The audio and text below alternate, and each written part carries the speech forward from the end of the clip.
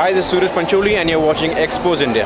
नमस्कार, expose India देख रहे हैं आप और मैं हूं आपके साथ अंशुल त्यागी। आइए बुलेटिन की शुरुआत करते हैं। उत्तर प्रदेश के नोएडा में धर्मांतरण को लेकर हुए खुलासे के बाद प्रदेश की सरकार ने सख्त रुख अपना लिया है और मुख्यमंत्री योगी आदित्यनाथ द्वारा निर्देश दिया गया है कि एजेंसियां इस मामले की तह तक जाएं और जो भी इसमें शामिल हैं उन पर कड़ा एक्शन लिया जाए। इतना ही नहीं, मुख्यमंत्री ने आदेश दिया है कि दोषियों पर नेशनल सिक्योरिटी एक्ट लगाया जाए, साथ ही गैंगस्टर एक्ट के तहत भी एक्शन लिया जाए। जो भी धर्मांतरण मामले में आरोपी हैं उनकी संपत्ति जब्त करने का भी निर्देश दिया गया है।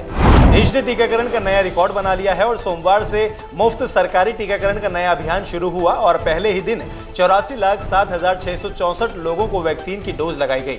चीन के बाद भारत ऐसा पहला देश बन गया है जहां एक ही दिन में वैक्सीन की इतनी ज्यादा डोज दे दी गई हो।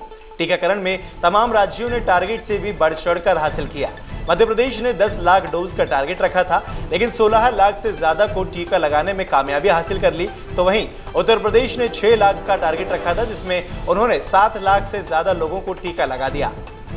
कांग्रेस के पूर्व अध्यक्ष राहुल गांधी ने मंगलवार को एक प्रेस कॉन्फ्रेंस की। इस दौरान राहुल गांधी ने कोरोना मसले को लेकर केंद्र सरकार पर जमकर निशाना साधा और उन्होंने कहा कि सरकार ने पिछली बार लापरवाही कर दी थी, लेकिन मैं तीसरी लहर से पहले बोल रहा हूं कि सावधान हो जाओ।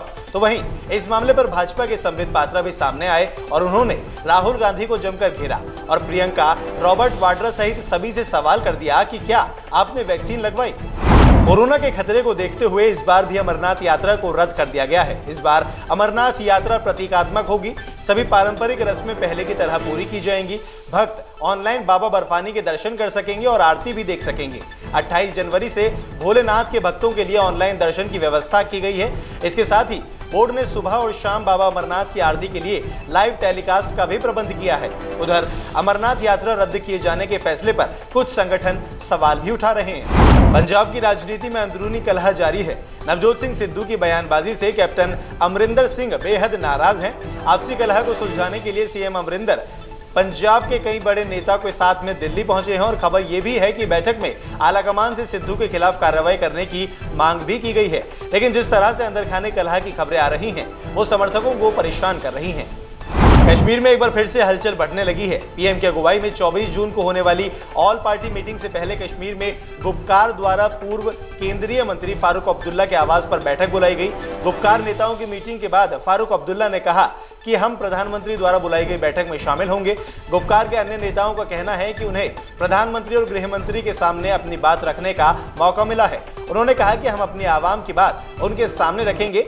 हम सितारे नहीं मांगेंगे, बल्कि वो मांगेंगे जो हमारा है। उत्तर प्रदेश में चुनाव से ऐन वक्त पहले जनसंख्या कानून की बात शुरू हो गई है। यूपी के विधि आयोग ने एक कानून का मसौदा बनाने की शुरुआत कर दी है, जिसमें 2 से अधिक बच्चों वालों को सरकारी योजनाओं का लाभ सीमित कर देने का प्रावधान हो सकता है। वहीं 7वें अंतर्राष्ट्रीय योग दिवस पर देश और दुनिया के अलग अलग हिस्सों में लोग योग के फायदे को समझ रहे थे, लेकिन सियासत योग जैसी चीज का भी मजहब तलाशने में लगी थी। कांग्रेस के नेता अभिषेक मनु सिंघवी ने योग को ओम और अल्लाह के खांचे में बांट दिया। शूटर दादी के नाम से मशहूर अंतर्राष्ट्रीय शूटर चंद्रो तोमर को लेकर यूपी की योगी सरकार ने बड़ा फैसला ले लिया है। सरकार ने नोएडा स्थित शूटिंग रेंज का नाम बदलकर चंद्रो तोमर के नाम पर रखने का ऐलान किया है। चंद्रो तोमर ने शूटिंग की शुरुआत की थी तब उनकी उम्र 60 साल से अधिक थी। इसके बावजूद उन्होंने कई राष्ट्रीय प्रतियोगिताएं जीती। अप्रैल में कोरोना संक्रमण के कारण उनकी मौत हो गई थी। अब उनके सम्मान और उनकी याद में योगी सरकार ने ये फैसला लिया है। बिहार के कई जिलों में बाढ़ ने इस वक्त तबाही मचा रखी है। बिहार की राजधानी पटना में गंगा का जलस्तर तेजी से बढ़ने लगा है, जबकि बिहार के कई शहरों को सिस्टम की नाकामी की बाढ़ ने घेर लिया है। गोपालगंज में गंडक में उफान से कई गांव बाढ़ में डूब गए हैं। निचले इलाकों में सैलाब का संकट पसरा है और पटना में बारिश के बाद जगह जगह जल जमाव से लोग परेशान हो गए हैं। भारत और न्यूजीलैंड के बीच चल रहा वर्ल्ड टेस्ट चैंपियनशिप का खेल काफी रोमांचक होता जा रहा है। मैच के 5वें दिन न्यूजीलैंड टीम ने 2 विकेट पर 101 रन से आगे खेलने की शुरुआत की। पहले दिन के बाद मैच का चौथा दिन भी बारिश के कारण पूरी तरह से धुल गया था, जिस वजह से दूसरे और तीसरे दिन का ही खेल हो सका। मैच की खास बात के बारे में बताएं तो अगर किसी भी कारण से मैच की दोनों पारियां समाप्त नहीं हो पाती हैं तो भारत और न्यूजीलैंड दोनों ही टीमों को वर्ल्ड टेस्ट चैंपियनशिप का विजेता घोषित कर दिया जाएगा। फिलहाल इस बुलेटिन में बस इतना ही। देश और दुनिया की तमाम खबरों के लिए आप देखते रहिए एक्सपोज इंडिया।